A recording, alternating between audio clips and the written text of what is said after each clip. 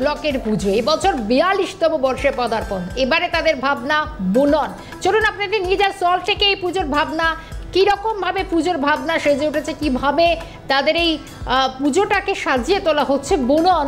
এবং সল্টলেকের এই ব্লক 42টা বছর ধরে পুজো হচ্ছে, মণ্ডপের ভাবনা এবং এই মুহূর্তে সেই ছবিও আমরা দেখার চেষ্টা করব। সরাসরি এই পুজো থেকে রয়েছেন আমাদের প্রতিনিধি রেশমি দাস। রেশমি, তুমিও ইতিমধ্যেই আবাসনের পুজোর ছবি তুলে ধরছিলে এর আগে, এবার একেবারে সরাসরি বারোয়ারিতে, যেখানে ভাবনা বুনন এবং এই ভাবনার মধ্যেই যেন অনেক কিছু ফুটিয়ে তোলা হচ্ছে।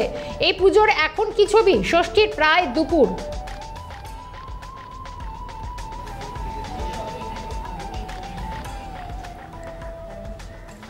দেখো, ষষ্ঠীর দুপুর কিন্তু প্রচুর মানুষ পুজো মণ্ডপগুলিতে ভিড় করছে, ব্যতিক্রম নয় সল্টলেক এই ব্লকের পুজো। এবং এই পুজো ইতিমধ্যে 42তম বর্ষে পদার্পণ করেছে। এই পুজোর ভাবনা এবার বুনন, মূলত তাঁত শিল্পকে তুলে ধরা হয়েছে এই পুজোয়। তুমি দেখতে পাচ্ছ তাঁতের শাড়ি রয়েছে, সুতো রয়েছে, দেশীয় শাড়িকে নিয়ে কিন্তু ইতিহাস রয়েছে, দেশীয় শাড়িকে নিয়ে আন্দোলন হয়েছে। অর্থাৎ ইতিহাসে এই দেশীয় শাড়ির নাম একেবারে ইতিহাসের পাতায় পাতায় লেখা রয়েছে। আর এই দেশীয় শাড়ি বাংলার তাঁত, যাকে নিয়ে এই বছর এই পুজোর যারা উদ্যোক্তারা রয়েছে তারা ভেবেছে একেবারে শান্তিপুরের যেই ছবি আমরা দেখে থাকি প্রত্যেকটি ঘরে ঘরে তাঁতের শাড়ি তারা তৈরি করেন এবং সুতো তৈরি হয়, সেই সকল বিষয়গুলি কিন্তু এখানে ফুটিয়ে তোলা হয়েছে। যারা প্যান্ডেল হপিংয়ে ইতিমধ্যে বেরিয়ে পড়েছেন তাদের সঙ্গেও কথা বলবো। কোথা থেকে আসা হয়েছে? দত্তপুকুর। আচ্ছা, আজকে কতগুলি ঠাকুর দেখা হলো? এটাই প্রথম, এটা দিয়ে শুরু হলো।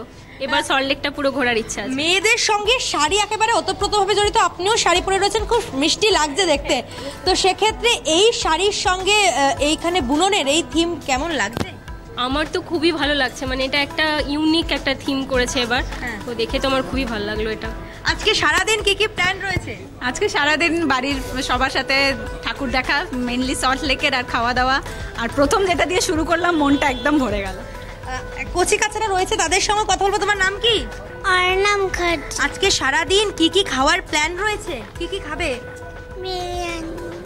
Biryani, pizza, ice cream. আইসক্রিম খেতে ভালোবাসি। তাহলে কি চকলেট?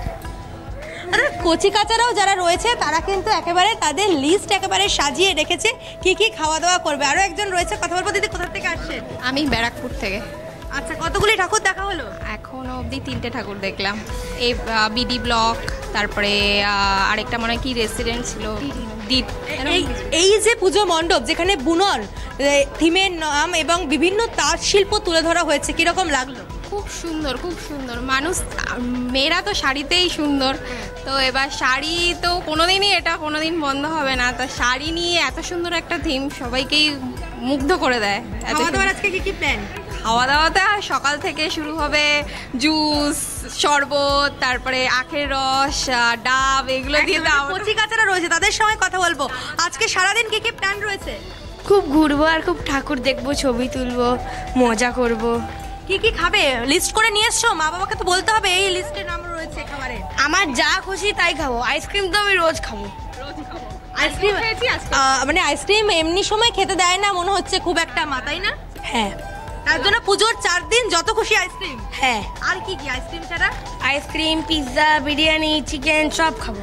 একদম কচি কাচাদের একেবারে পুজোয় কোনো বাদ মানবে না, তারা যা মন চাইবে তাই খাবে, স্বাভাবিক। কারণ উৎসবে কিন্তু সব থেকে বেশি আনন্দে মেতে ওঠে এই কচি কাচারা ছোটরা।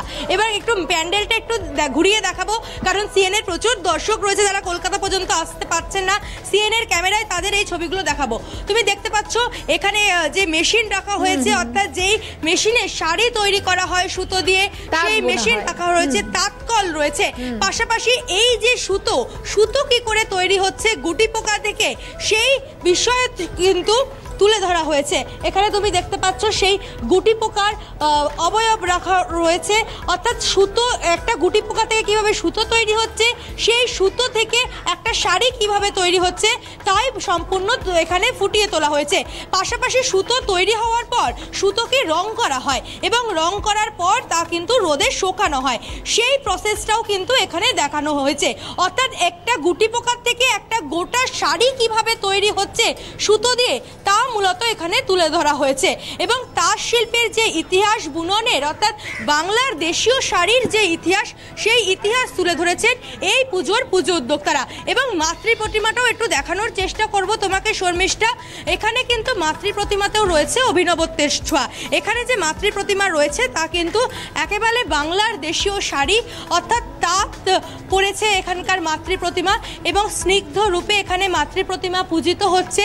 এই মাতৃ প্রতিমার মধ্যেও রয়েছে কিন্তু বিশেষত্ব, একেবারে স্নিগ্ধ রূপী মাতৃ প্রতিমা। মাতৃ প্রতিমা এখানে দেখা যাচ্ছে পদ্মের ওপর বসে রয়েছেন মাতৃ প্রতিমা। পাশাপাশি এই যে মাতৃ প্রতিমা যেখানে রয়েছে সেই যে ঘরটি অর্থাৎ মণ্ডপটি নির্মাণ করা হয়েছে সেক্ষেত্রেও কিন্তু রয়েছে গ্রাম বাংলার ছোঁয়া, অর্থাৎ গ্রাম বাংলার শিল্প বা গ্রাম বাংলার ছোঁয়ায় এই মণ্ডপ একেবারে সেজে উঠেছে। এবং দূর দূরান্ত থেকে যারা মানুষজন আসছেন এখানে প্যান্ডেল হপিংয়ে, তারা কিন্তু একেবারে মনোমুগ্ধ হয়ে যাচ্ছেন এই প্রতিমা দেখে। দিদি, একটু কথা বলার চেষ্টা করবো, কোথা থেকে দাদা আসা হয়েছে? আমরা দমদম পার্ক থেকে। আচ্ছা, দমদম পার্ক থেকে এসছে, সেখানেও তো প্রচুর ভালো ভালো পুজো হয়, তো এখানে আর কি কোথায় কোথায় ঠাকুর দেখবেন? আমরা এখানে এফডি ব্লক আছে, এখানে আছে এই ব্লক আছে, তারপর আমরা মানে সল্টলেকে যেগুলো আছে আর কি আছে সল্টলেকেই ঘুরবো মোটামুটি। আজকে সারাদিন কি প্ল্যান রয়েছে? খাওয়া দাওয়ার কি প্ল্যান? খাওয়া দাওয়াটা ইম্পর্টেন্ট নয় অতটা, আগে আমরা দেখি কতটা একেবারেই যে ছবিটা আমরা দেখতে পাচ্ছি। রেশমি, তোমাকে আপাততভাবে ধন্যবাদ জানাই, কারণ সত্যি একটা অন্য ভাবনা, একটা অন্য বুনন, এক শাড়ির বুননের যে শিল্পকর্ম সেটাই ফুটিয়ে তোলা হয়েছে এবং অত্যন্ত সুনিপুণভাবে কাজ করা হচ্ছে। প্রচুর মানুষের নজর কাড়ছে এই পুজো। রেশমিকে ধন্যবাদ জানাবো। এবার শহর কলকাতা পেরিয়ে আপনাদেরকে একটু জেলার দিকে নিয়ে যাওয়ার চেষ্টা করব, কারণ একের পর এক শহর কলকাতার নামজাদা যে পুজোর সঙ্গে জেলার দিকেও আমাদের নজর রয়েছে।